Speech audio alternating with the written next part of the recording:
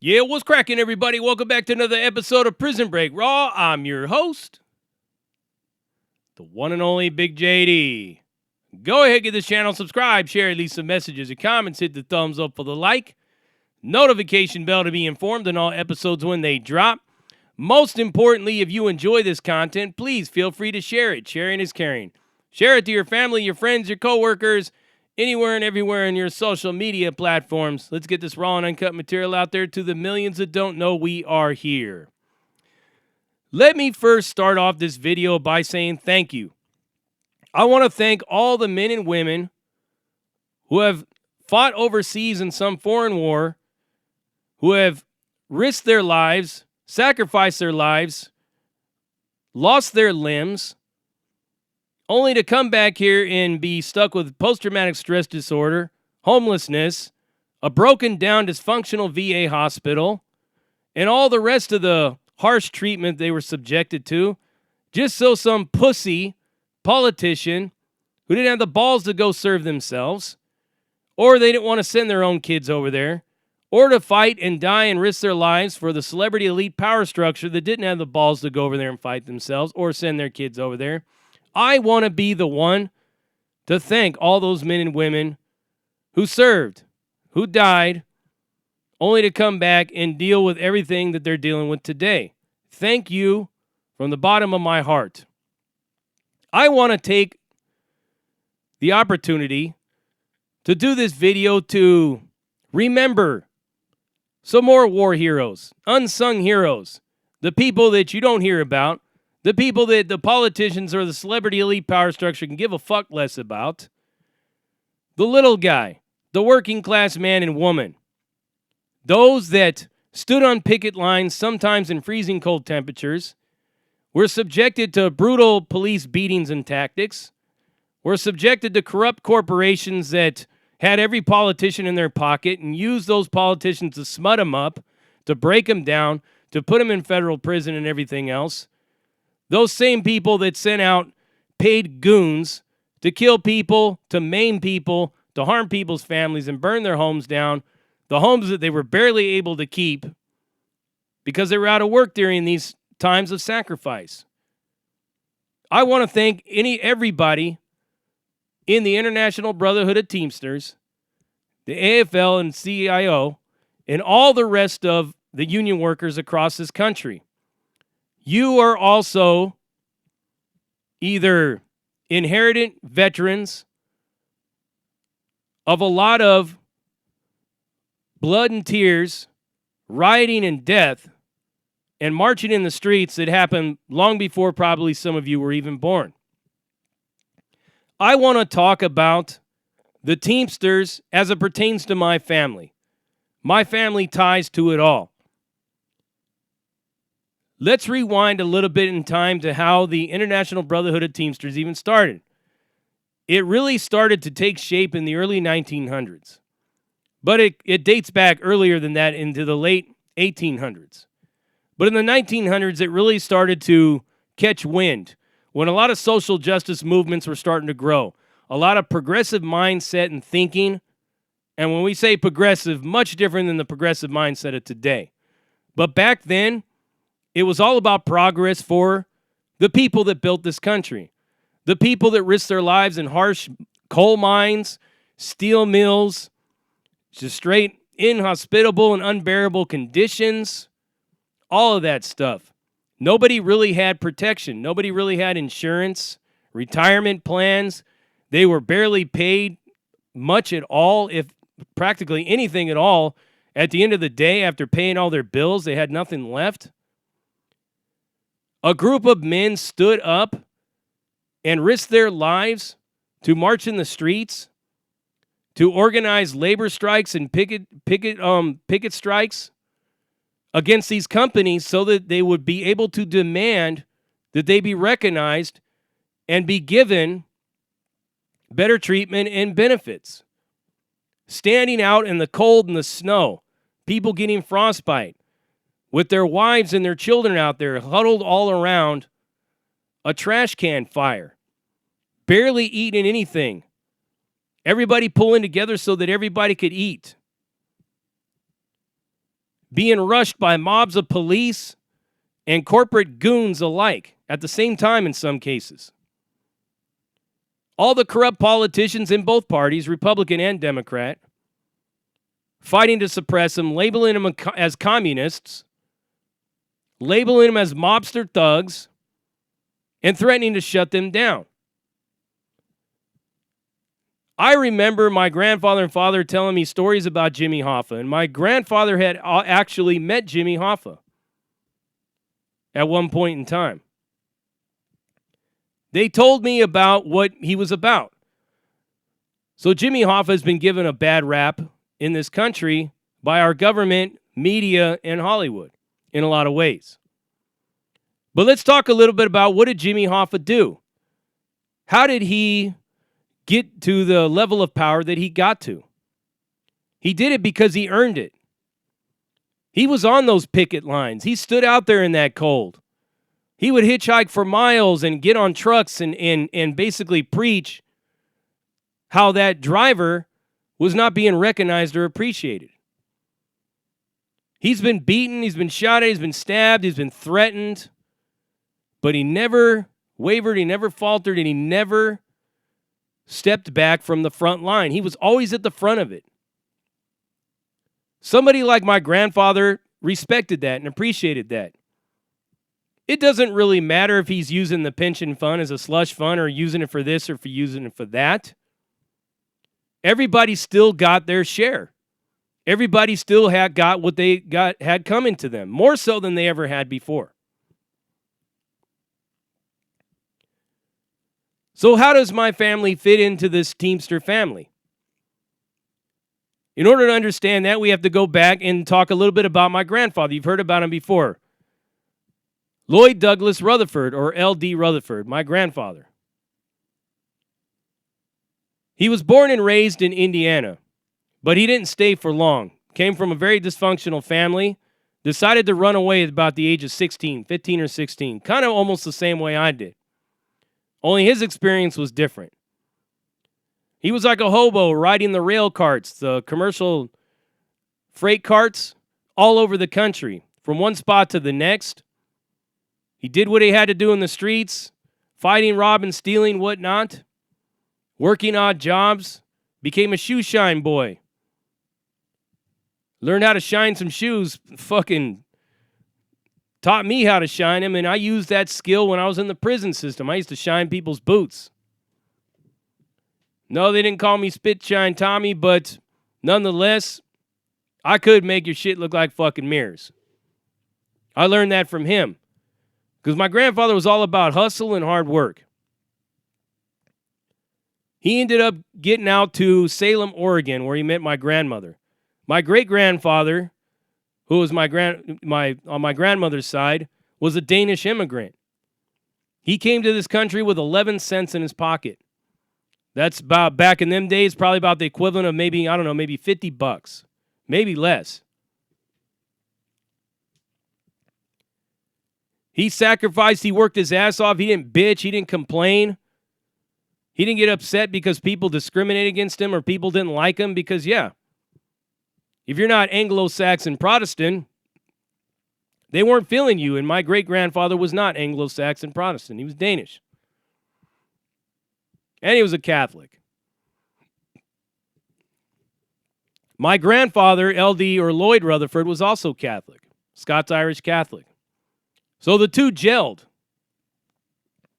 My great-grandfather became like a father figure to my grandfather.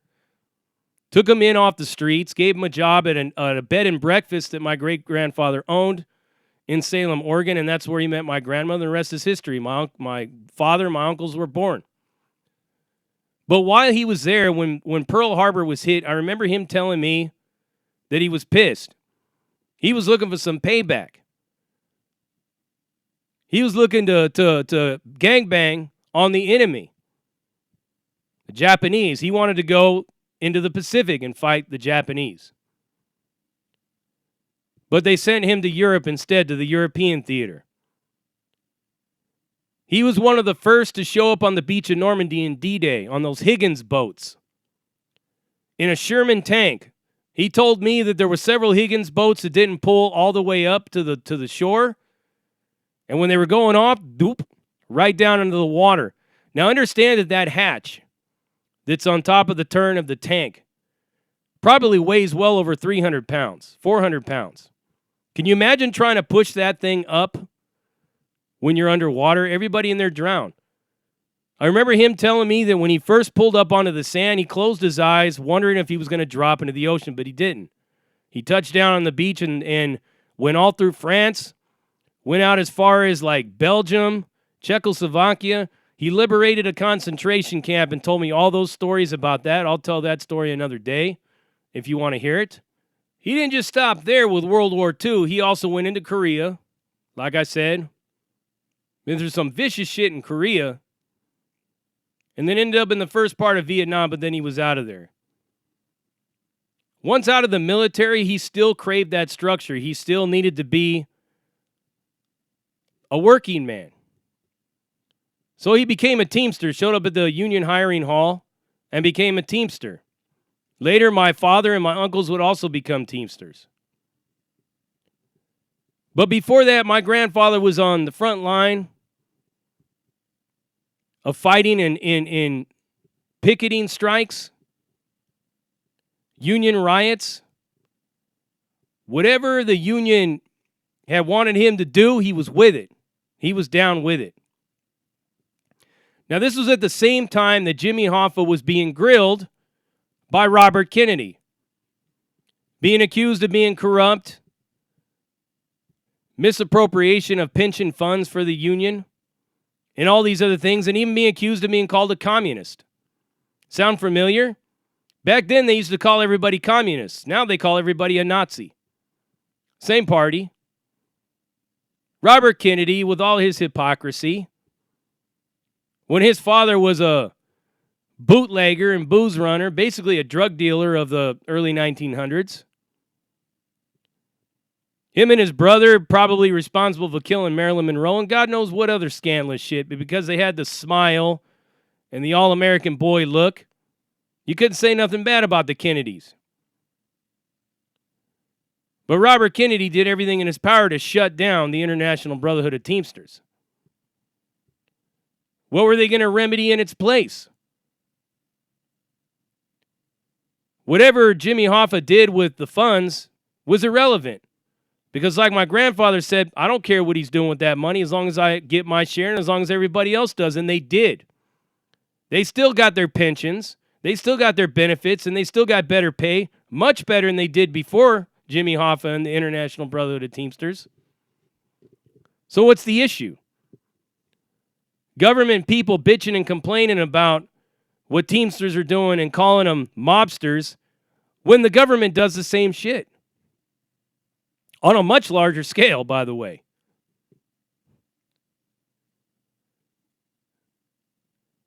So the Teamster mindset in my family has always been about embracing the masculine nature of a man.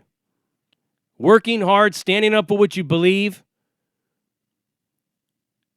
Not letting nobody put you down, not letting nobody pick on you. Representing something that is beneficial to you and everyone around you.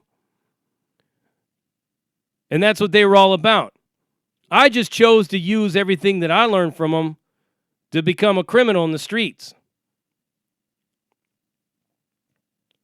But I learned what it means to be a man, to embrace the hustle, to keep pushing forward.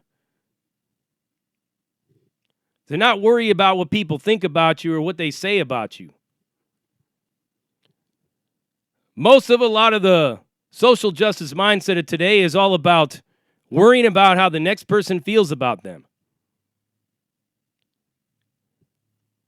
You want to demand justice for people that actually act against you is one thing. But if you're worrying about how somebody feels about you, I used to remember my grandfather telling me all the time, gives a fuck what people think about you. As long as they don't knock at your door and bring you violence to you and your family, they can think whatever they want. This is a different mindset. And a lot of these people in the International Brotherhood of Teamsters back then We're all about the masculine, hardworking, middle-class man, the little guy. Not this effeminate, emasculate all men type of shit that's going on today. Strikes and picket lines. My grandfather, father, all of them being called to action, called to duty. I remember seeing my dad wrapping his head up with a bandana, with a shotgun going out the door. Come back a couple days later. Strikes. Any time that the union called upon them, they were with it to make sure that the next guy was able to keep his family fed. And nobody snitched. You don't really hear about much of this in history or in the news because nobody talked about it.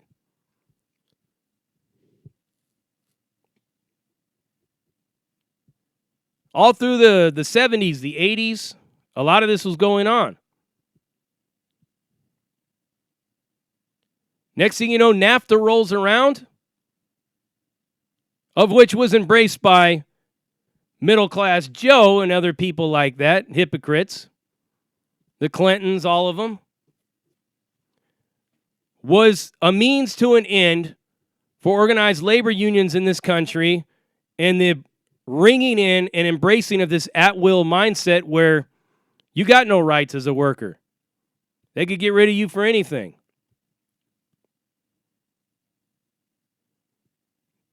Where's all the marches and standing up for that? The dying breed. That is the organized labor unions of the past, or the Teamsters Union, or the Electrical Workers Union, or Iron Workers Union. The Iron Workers Union and the Automobile Workers Union and dock workers like my father got hit the worst. Because the company that my father and grandfather worked for, once NAFTA rolled into play, figured out that they could just move their company to Mexicali because they served all Southern California and Arizona, and they could pay those people over there like $4 an hour. As opposed to paying my father and my uncles and stuff, like $14 an hour, $15 an hour? My grandfather was already dead by this time, so he didn't have to see that.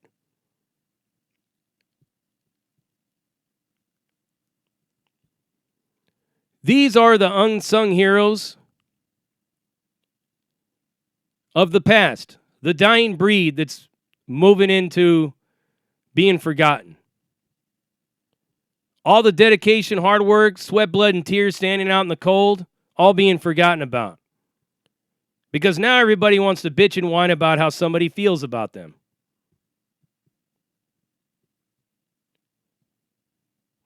I just wanted to take this time to actually thank them for what they've done. And to remind everybody who is out there that it is you who have built this country. It is you that's always going to get the shaft from this government and this celebrity elite power structure.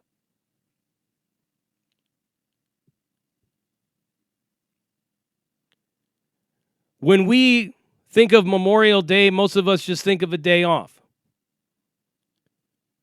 But let it be a day of remembrance for everybody that fought for you to get the day off in one way, shape, or form or the other. Labor unions did a lot to make sure that you had days off like this that were federal holidays. There was once upon a time you worked when they told you to work.